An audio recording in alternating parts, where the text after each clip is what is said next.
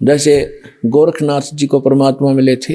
गोरखनाथ जी ये आजकल के तो कोई संत नहीं है जिनको हम संत माना करते थे। गोरखनाथ जी में इतनी शक्ति थी, एक पहाड़ को सोना बना दिया था अपने वचन से, सोना, सोने का, स्वर्ण, गोल्ड का। और अपने गुरु मच्छिंद्र नाथ उसका 100 फूंक दिया था, उसकी अस्थि इकट्ठी करके और उसको अपने वचन से शरीर बना दिया था। और वो आत्मा मच्छिंद्र नाथ की फिर उसमें प्रवेश कर दी थी। और फिर भी बोला हुआ था, फिर भी मोक्ष नहीं था उसका। अपुन आत्माओं तब परमात्मा मिले थे उनको और कहा था कि गोरखनाथ में सभी का गुरुआ, सबका एकमात्र गुरु मैं हूं पूरे विश्व में।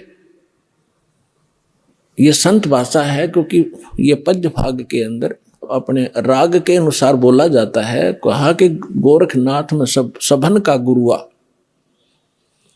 आप गोरखनाथ जी क्या कहते हैं, तेरा वचन मोह लग गए कड़ुआ। कि आप जो कह रहे हैं मेरे अतिरिक्त कोई संसार में गुरु नहीं है, तो मुझे आपका ये वचन अच्छा नहीं लग रहा, कड़ुआ लग रहा है, बुरा लगता है। तो परमात्मा कहते हैं कड़ुआ लगे सो मीठा होई, हमरी बात पतीजे जोई। कि मेरे ज्ञान पर विश्वास कर लोगे, एक दिन ये जो कड़वा आज आपको लग रहा है एक दिन मीठा लगेगा। तो गरीबदास साहब जी कहते हैं कि गोरखनाथ सिद्धि में भूल्या और टूणे टामण हंड फूल्या। मुर्दे तक जीवित करना, पहाड़ को सोने में परिवर्तित कर देना, ये तो टूणा टामण बताया यथार्थ भक्ति की तुलना में। और ये सिद्धियां दिखाकर जैसे अगस्त ऋषि ने समुद्र पी लिया एक घूंट में, 7 समुद्र खाली कर दिए। पुण्यात्मा आज की विज्ञान करके दिखाओ इन्हें।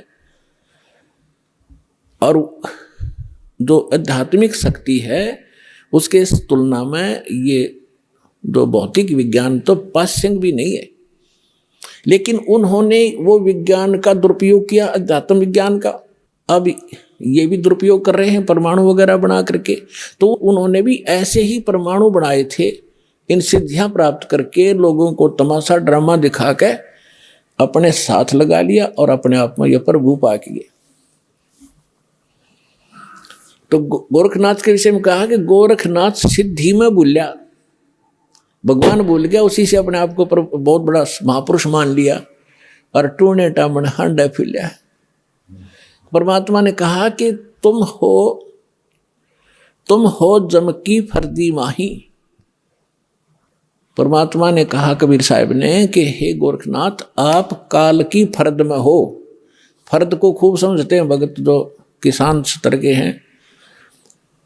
उसकी जो जमीन की फर्द होती है उसके अंदर उसकी सारी रजिस्टर्ड जो उसके नाम जमीन होती है उसका ब्यौरा होता है कि यह इसकी है, इस व्यक्ति की, वह उसकी फर्द में है, पक्की है वह। तो यहाँ परमात्मा कहते तुम हो जम की फर्दी माही, तुम काल की फर्द में हो, काल का रजिस्ट्री हो रही है तुम्हारी और हम तुम्हें यहाँ से छुटवाएंगे, काल की फर्द से निकालेंगे और अपने सतलोक की फर्द में आपका नाम लिखवाएंगे। फिर कहते हैं परमात्मा ने उनको गोरखनाथ जी को भी शरण में लिया, उनकी काफ़ी कोशिश की, अपनी सिद्धि शादी दिखाकर परमात्मा ने सब कैंसिल कर दी उसकी सिद्धि। तब उस प्यारी आत्मा ने परमात्मा को स्वीकार किया। तो कहने का भाव यह है, दास जो आज ज्ञान दे रहा है वैसे किसी को कड़वा लगे, एक दिन समझ में आओगी ना जब बात, आपने बहुत बढ़िया लगेंगी सारी कहानी। तो इन महापुरुषों ने परमात्मा को बताया कि अनंत कोट ब्रह्मांड का एक रति नहीं भारे, सतगुरु पुरुष कबीर ये कुल के सिरजनहारे। गरीबदास साहिब जी ने कहा है, हम सुल्तानी नानक तारे दादू को उपदेश दिया, जात जुलाहा भेद न पाया वो काशी माहे कबीर हुआ।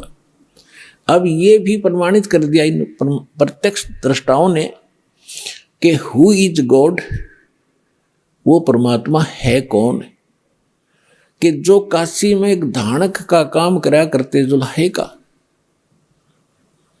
वो काशी में वो परमात्मा है। और यही नानक साहिब जी ने कह दिया, भाई सूरत मुल्क की वेश ए ठगवाड़ा ठगी देश, खरा सियाणा बहुता बार देखो धानक रूप रहा करता है।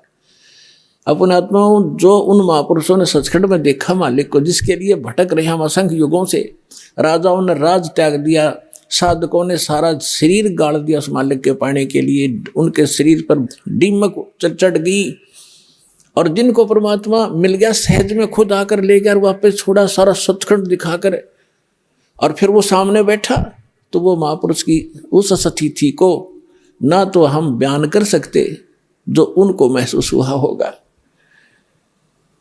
हम तो एक रूढ़िवादी बन गए कि हमारे गुरु का कोई गुरु नहीं था, और वो कहते हैं गुरु बिन मोक्ष नहीं हो सकता।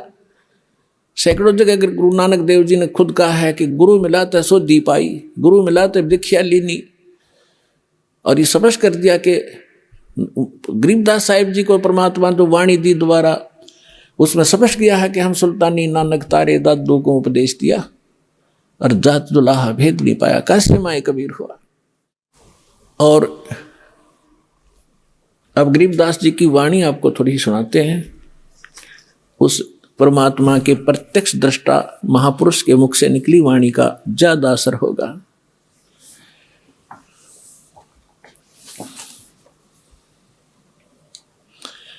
क्या कहते हैं, पंजा दस्त कबीर का सिर पर रखो हंस, यम किंकर चंपे नहीं तुम्हारा उधर जाएगा वंश। पंजा दस्त माने हाथ का, कबीर परमेश्वर के हाथ का पंजा अपने सिर पर बनाए रखना। आपके निकट यम के दूत नहीं आ सकते, काल के दूत आपके निकट नहीं आ सकते, आपका पूरा वंश उधर जाएगा, पार हो जाएगा। कबीर साहब कहते हैं, भक्ति बीज जो होवे हंसा, अर्ता के उतारूं 71 वंशा। 101 पीढ़ी पार कर दूंगा, परमात्मा कहते हैं, जो मेरी सत साधना पर शुरू कर देगा एक बार। 101 पीढ़ी।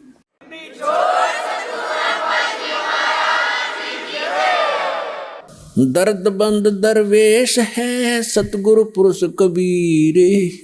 हमारे लिए जो दुखी होने वाला है, और दरवेश माने साधु रूप में जो आते हैं, वो परमात्मा ही थे, जिन महापुरुषों को जिंदा महात्मा के रूप में मिले। कहते हैं वो दर्द बंद दरवेश हैं सतगुरु पुरुष कबीर, नाम लिए बंद छूट है और टूटे यम जंजीरे। हमारे दुख में दुखी होने वाले एक ही महापुरुष हैं जो संत रूप में यहाँ आए हैं, खुद परमात्मा ही।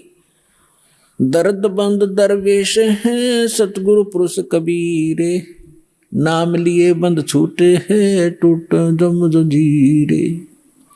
उस परमात्मा का नाम लेते हैं, जो उन्होंने जो मंत्र बता रखा है, काल के सब बंधन कट जाएंगे और यह फंद छूटेगा जो इसने हमें फंसा रखे।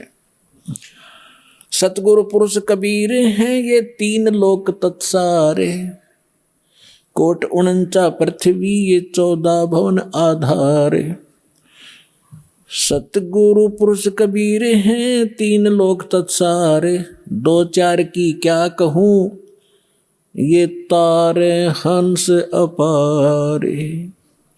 सतगुरु पुरुष कबीर हैं ये 4 युग परमाणे, ये झूठे गुरुआ मर गए भाई हो गए भूत मसाने।